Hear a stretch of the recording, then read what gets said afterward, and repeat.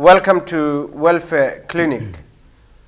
When people fall ill, they visit their doctors, hospitals to get the best possible service they can. However, not always that is the experience. Today we're going to talk about how NHS delivering the services to local community, in particular Royal London Hospital, which is one of the biggest in London. I have a guest with me today who and his family have received service from Royal London Hospital.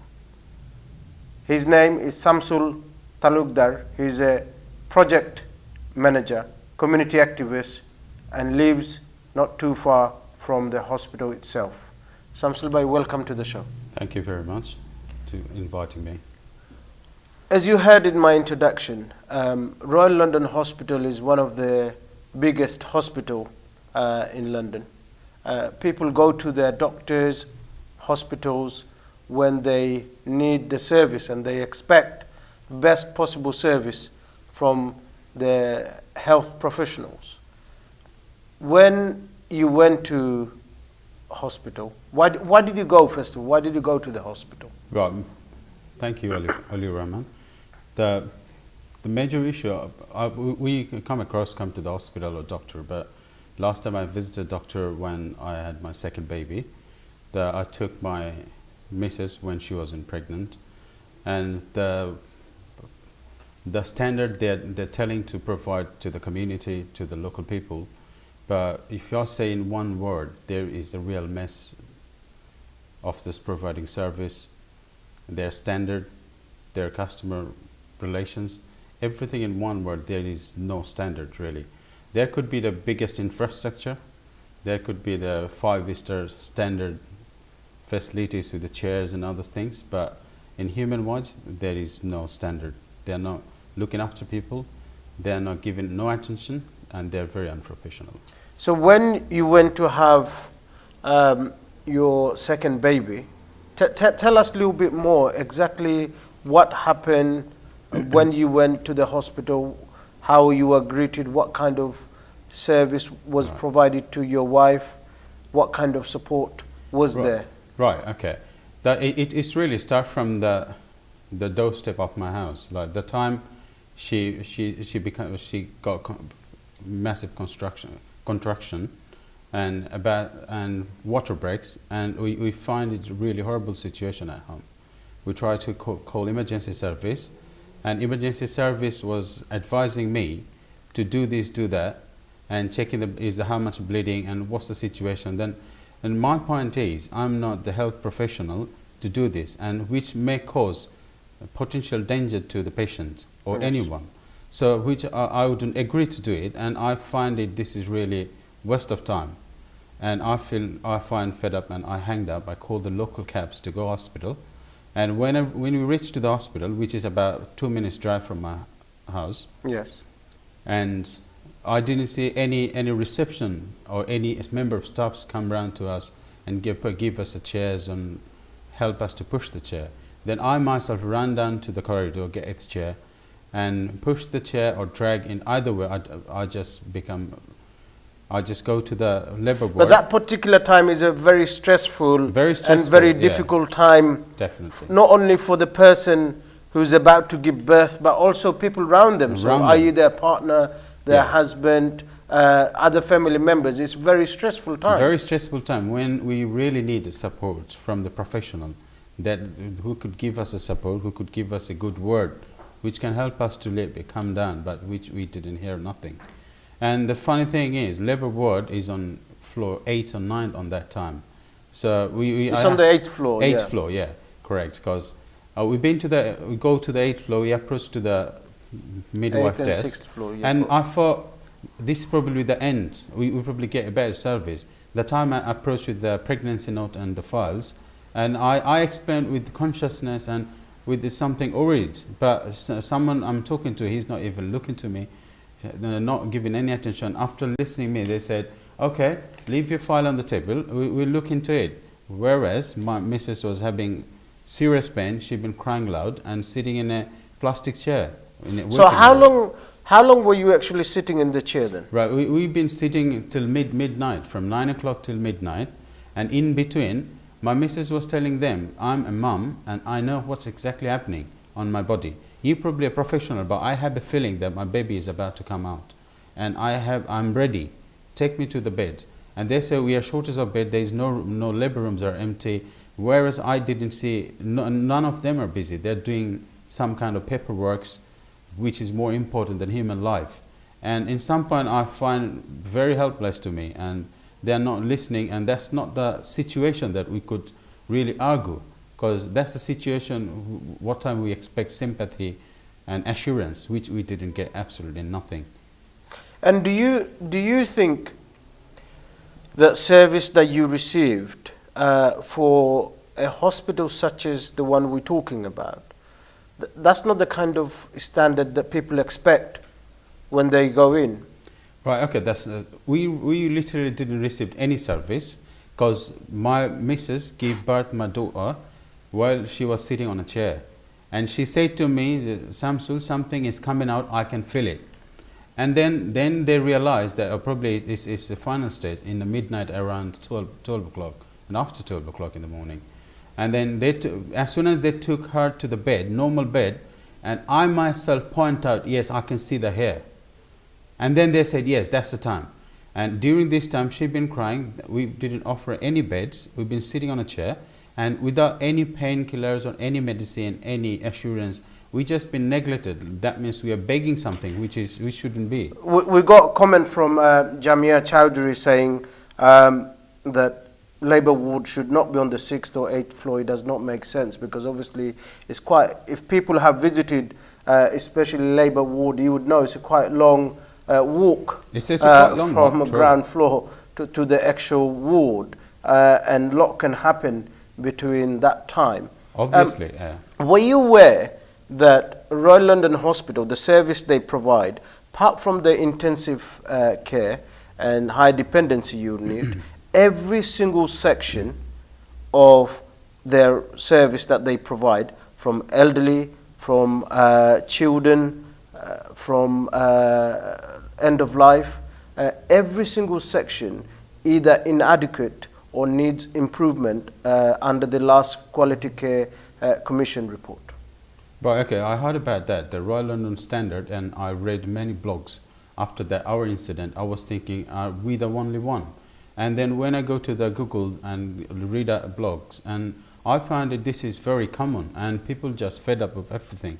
And I found a mum's story that she'd been living nearby, and this was her hospital, and she wrote her GP to change the hospital, to refer in different hospital to having a baby.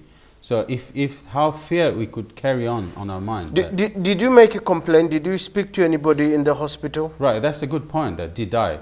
Really, the situation, you could complain where you can see the humanity and standards. Where there is no standard, I find it making complaint in that stressful situation is just waste of time.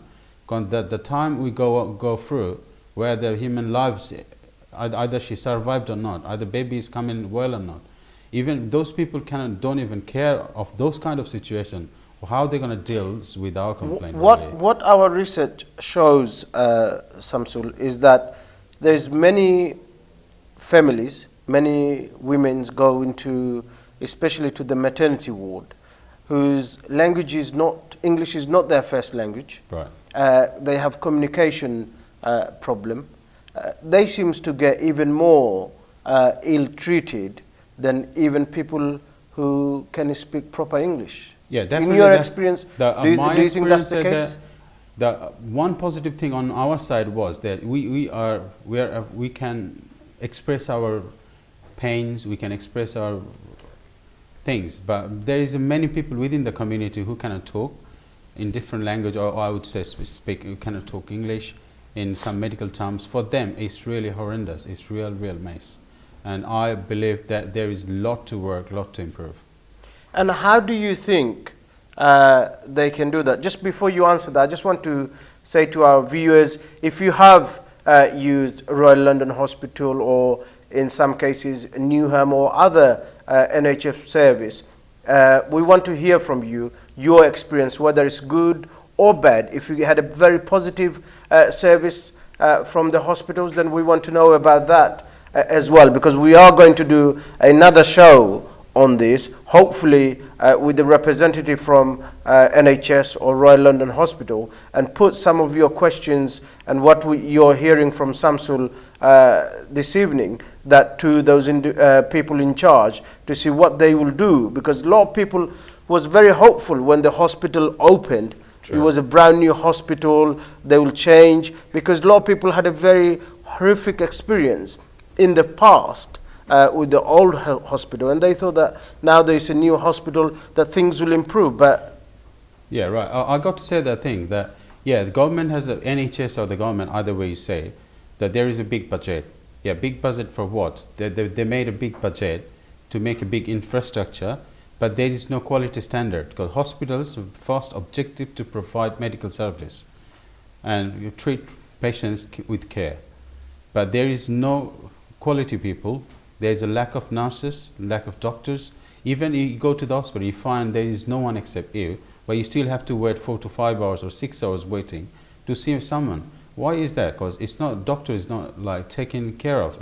It's not monitored by the authority properly. There is no feedback, no justifications that why it's taking so long and why they are not capable to do it. See, there's a comment from Hafsa Islam saying that she had a lot of horrific stories, and hospital was sued on occasions where parents lost their children. I know from the research that I have done, I know of cases where people have either lost their children or was literally on the verge of losing their children because of the negligence, because the health professionals did not act quickly enough. In your opinion, somebody as professional as you who works in mainstream, why do you think our people don't come forward and make complaint about it? Right, okay. What are they frightened about? Right, okay. The first frightened about that, we think, okay, if we don't know that what's happening, so we probably think I'm the only one, maybe rest are getting better service. So if I want to raise my voice, I'll be the minority, but you're not. I would like to say, everyone come forward. This is a common problem of our society, and we are struggling. NHS is not free. This is your NHS. You paying for it. You deserve better service. You have right to have the better service. You are not taking free treatment or free medicine. You paid for it. We paid for it. Our seniors. You paid by through the tax, although the tax it says the NHS is free, so but you pay free. through the tax. That's your right, and we are not getting our right, which is against the law, which is against our human rights. And that you said that people lost their life and lost the baby. Yes, I'll tell my emotional feeling that on the day, around 2 o'clock, I made a phone 2 o'clock in the night? 2 o'clock in the morning. Yeah. I made a phone call to my parents and her parents' house in Bangladesh and let them know the situation. And I used that word. We probably not taking her back live at home. The situation is that. So you genuinely felt at that time that you could lose your wife, even or you could lose your child? Yes, we both think. Even my wife's been telling me that probably this is the last moment with you. That situation I couldn't really describe. Still, time flies. My children grows, alhamdulillah, very well. But the thing is that you cannot really forget those horrific incident, or I wouldn't say incident, I would say accident in life, because the situation we go through, this is never forgettable, and this is like, it's a black holes in our. And how many people do you think is affected by the services? And have you used any other services apart from maternity ward? Did you take your children to A&E ever, for any reason, or aftercare? When your wife delivered the baby, what sort of service did you receive afterwards? Right, after then, mostly they said after you discharge from the hospital, you normally go to the GP. And mostly, what happened mostly that if you have a pain, you cannot walk, different kind of situation arise, depends on the circumstances and it depends on the human body. But most of the GP, they say, okay, you have a painkiller, have a hot shower, but how do you think that you have any pains and the hot shower would improve? Yes, it probably gives you a little bit of comfort, but it's not going to improve the situation. It's not going to cure the situation or your problem. So kind of things like we are very lengthy. We are taking a lot of time to treat. a So did very you not simple have things. midwife coming round your house after your wife was sent home, discharged from hospital and sent home? Did you not have midwife coming round? That's another story to tell you as you come around that way. So midwives came after 3 days to take the blood sample from my daughter's foot. Yeah. And then what happened? They check tried diabetes. 3 times on each leg, and they couldn't take the blood sample. And then I have to take her to the hospital to take the blood sample. So why did they not take the blood sample when Because you they how, were how many days were you in hospital? We've been in hospital only one night. Okay. After this horrific situation, and next morning they said you have to go home because You probably couldn't wait to get home. Get out of the hospital. Because I'll get out of the hospital, that's one thing, and my missus couldn't walk. And in some point, when we asked for the wheelchair or the pushchair for her to go to the labor ward, in that situation, they said, on that situation now, you can walk. We cannot provide the chairs. And after 5 minutes, my daughter born. So if you think as a mom, there is many sisters, there is many moms who has the children, they knows the feeling. I could just express the situation, but the mom knows the actual pain, actual feeling, and the hard situation they go through. And I am really sorry to hear around the community the bad stories about the Royal London. As we speak, there's quite a few comments coming in where people are getting get treated badly when they go in because of their language.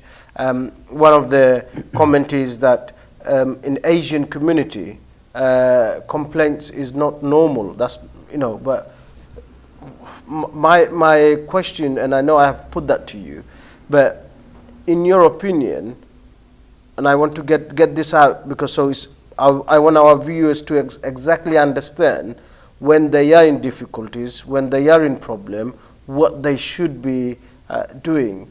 In your opinion, why is the Asian community in Pacific treated so differently than any other community when they go in? And do you think, can you also answer that, Samsulis, do you think that nurses, that they lack experience, they lack knowledge? What seems to be the problem? Or is there not enough resources? What? Right, okay, yeah. Resources, you'd say, yeah, the first thing comes, the resources. Yeah, there is a lack of resources because of the many cuts and budgets. You probably hear and there's lots of things that are going off. And there's a lack of doctors because it was on Saturday night, and Saturday and Sunday before we released, we have to wait till doctor to come to sign our discharge paper because there is no doctors. There was no doctor on duty on those nights. So we have to rely on the midwives or the very young nurses.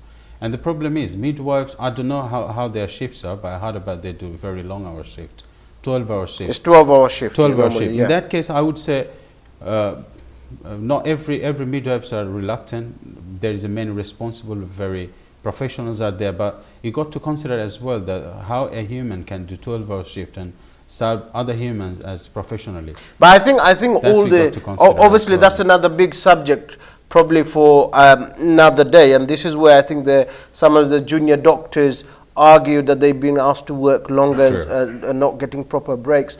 But I think most of the health professions do actually work around about 12 hours. Right. Okay. As you asked me, our community, that could only improve the way if we could balance in the staff, member of professionals. Like you make sure that, because this is the community, we are mostly Asian community in this area, and this hospital probably 80% patients are in Asian. So in that way, you could think of that when you recruit any nurses or doctors, you make a balance of recruitment or from every ethnic groups. So that would be very easier for that serve to others, individuals, community, how we feel, what's our expression, what do we want to say. That way we could improve the situation better. And we could carry on. This is not changing overnight, and also the management has to come forward, observe every incident, and also take the patient's feedback and immediate action. It's not just a sorry. It's not going to happen. Sometimes sorry is not a magic word. One of our viewers saying that lack of resources shouldn't be a reason for ill treatment of patients, because obviously when somebody walks in, we have seen it. My research have shown that there is many people, but unfortunately, what you're talking about is a very personal, and it's resource, it's personal to you, the story Yeah, that you're true, talking about, yeah. and it's quite moving story. But I am sure out there is thousands of people who have been affected, but they're not always confident enough To come come forward and True. open up about that story. And I think what the concerns there may be, that if people do not talk about it, I think it's going to be very difficult to resolve, to and find address the issue. So where this viewer saying that resources shouldn't be a reason for ill treatment of people. Right, I would like to thank you, viewers, for your comments. I would like to say resources is not just resources like you got nice infrastructure to beds and things. Human is a resource. We call human resource. So that means you have to invest more on people. Like more on people means more on doctors, professionals, enough staffs to serve the community. Because that's how I would like to mean the resources. That resource is not just infrastructure. Resource is human resource. Member of staffs. There will be enough staff to serve the community, serve the patients on right time. There's Shamima Akhtar saying that Birchen Health Service is getting worse due to overseas staff, ambulance service more worse than other service. When your wife fell ill, did you call ambulance? I did. I did call ambulance. And did they come? And I'm only 2 minutes drive, 5 minutes walking from hospital to my house. So you live quite very close. Very far, even two straight way. An ambulance took 2 hours, and as the ambulance asked very silly question to you, and which is not the situation you could answer every single questions, because they ask you to do this, do that. How the situation? They made you the doctor. They try they start doing training. So and they don't confirm when the ambulance will come. I asked many times, just tell me what time ambulance would come to my house. It's just a 2 minutes away. And they said, no, you have to answer the question, don't drop the line. Then I'll say it's waste of time. After we reach a hospital, after 2 hours, we got a call from my house, the ambulance front of my house. So you was already, that is remarkable. You was in hospital for 2 hours. 2 hours, then we got a call. And then you got a call. That we are so they outside didn't, they are outside. So it actually took them 2 hours, 2 hours to get come, to your house. which is like 2 minutes walk. And somebody could be in literally a very die-hard critical situation. And our situation was critical. If I wouldn't drop the line and ask the local minicab to take me to the hospital, I'm thankful to the local minicab drivers who didn't bother to take us, because water break, critical condition. So a lot of the minicab drivers didn't want to take your wife to hospital. Because that doesn't cover their insurance, but I wouldn't go that way. I would say humanity. The laws is for us, so he just go beyond the situation and handle the situation nicely and help us. I'm thankful to the driver, and I believe he lives nearby our community people. And what do you think the community should do? What do you think? We have a lot of voluntary organization, we have third sector organization, we have a lot of community leaders, we have local authority. What do you think their role should be? What do you think they can do to help to make the life or the visits to hospitals or doctors better for them? Right, okay. Local community can do many things. Local leaders and the local administration has a lot to play in, yeah. Because if you take the patient's views and comments, and if you take it consideration, go investigation, work with closely with the NHS, find the problems and resolve gradually, and involve the community. Involve means let community listen to the community. What problem we face? Where was the problem? What department? What kind of problem? Because we probably like going for campaign for the general issue, pay rise, less working hours, but we are not going deep. Like there's a short of staff need training, or we need a balance of staff, like a young staff plus the experience, that young can do the more hard work and experience can use the experience. So that way we could balance the situation and improve the situation better. Than mostly we find out, we listen to the community And I ask community to come out and find where's the problem. We're getting a lot of comment from one of the viewers, Jamia Chowdhury, saying that local community should help to raise awareness, like what we are doing today. Because I don't think that it's very often those sort of issues is talked about in the community. And I know from the research that our team have done, there is a lot of people outside who have suffered or received the service which was not to the standard of their expectation. I asked you a question before and we kind of start talking about other stuff. Did you or your family use any other parts of the service apart from maternity ward in Royal London? Right, okay. I myself took my son many times to the A&E, child A&E, and I myself go to the child A&E. And so one time I've been to my first son has like breathing problem, like he can't breathe properly at the very early stage. And middle of the night we took him to the hospital, and we got to wait about 4 to 5 hours just to see a physician. And then after he checks his tummy and chest and say, oh no, this is normal, you guys could take him. So we don't really know what he checks and what assurance we get. Like, and if you go in emergency situation and you wait for 4 hours to see somebody, which is not real though, because you cannot wait that long, and you can't put me wait that long. So that's really not understandable. And it's not many patients around here in the middle of the night. And few patients walking around. I've seen the nurses are very reluctant. Doctors are having a teas and coffee, but people are waiting over 4 hours.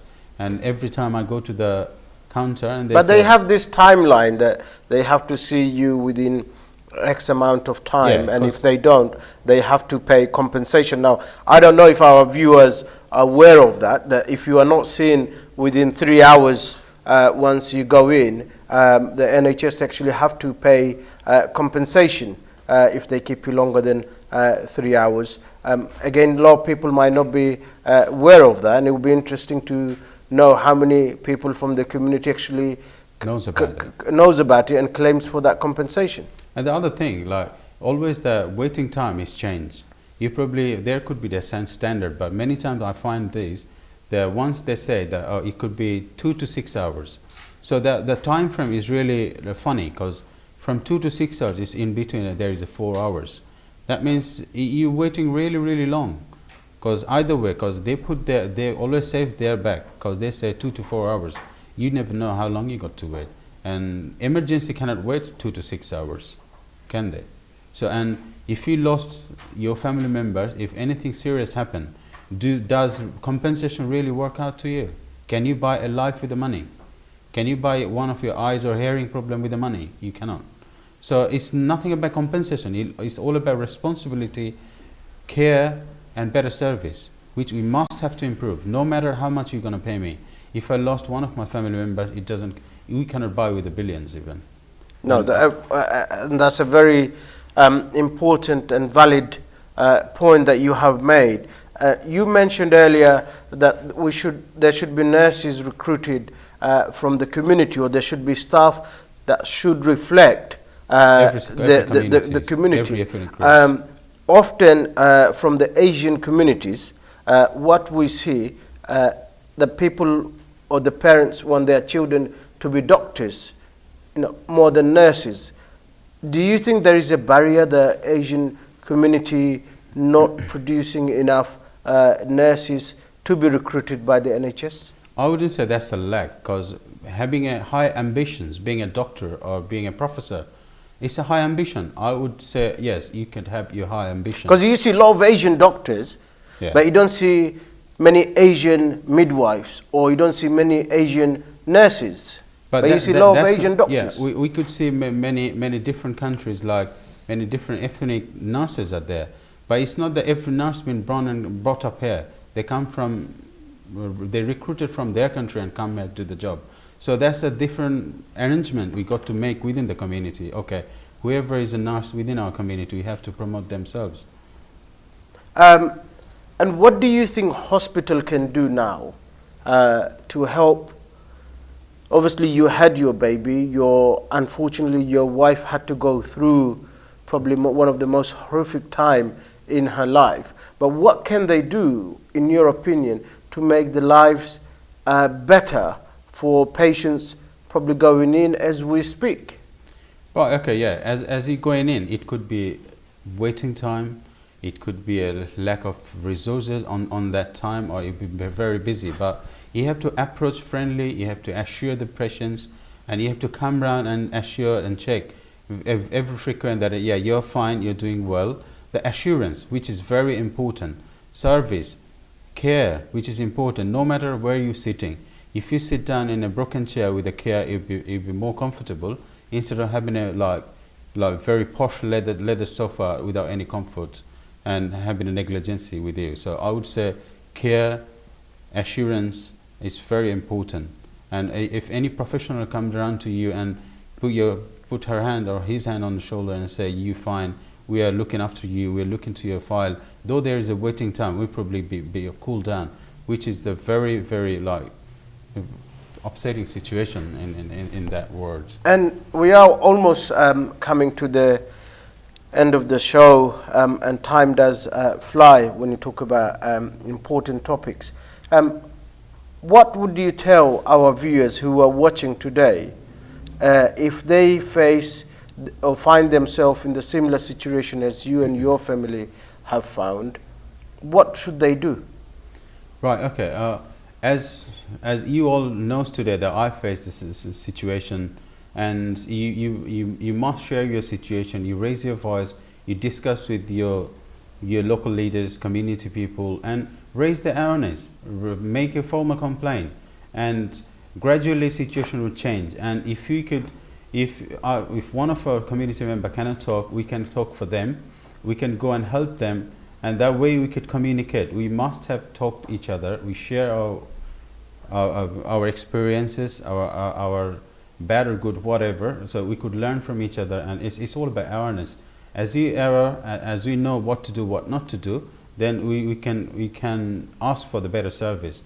We deserve better service because NHS is yours, NHS is ours. We are not taking anything free. This is our right. We must have the better service from NHS.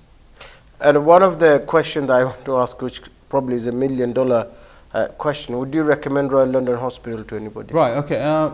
This is a very tricky question. Would I? So if you said we have a plan to have a baby, and we think no, we wouldn't go normal process. Our researchers have come and told us that there is people going outside, if necessary, outside London to have their children. Because they feel the maternity service much caring provided in London, probably, or even other hospitals. There's a Imperial Hospital. There's other hospital where people are going to have their baby rather than going to Royal London or Newham. Right. Okay. And I wouldn't say just avoid, because you cannot avoid really, but make sure whatever you should get, you get your right service. And it's nothing much to recommend. It's just average. There is nothing to recommend really. Because people have to go. If you're not well, so I have to go. Even I'm complaining, probably I might need to go some point because I have no other options. But I wouldn't recommend. But this is average service. There is a lot to improve. There is a lot to go better. A lot to give better for the community. Samsul Bhai, thank you very much for coming to the show and sharing your personal story with us and our viewers. And I'm sure what you have said today will encourage other people to come out and come forward and speak out on issues that are affecting them. So thank you very much for coming to the show. Thank you very much, Oli. It's been nice to be here today.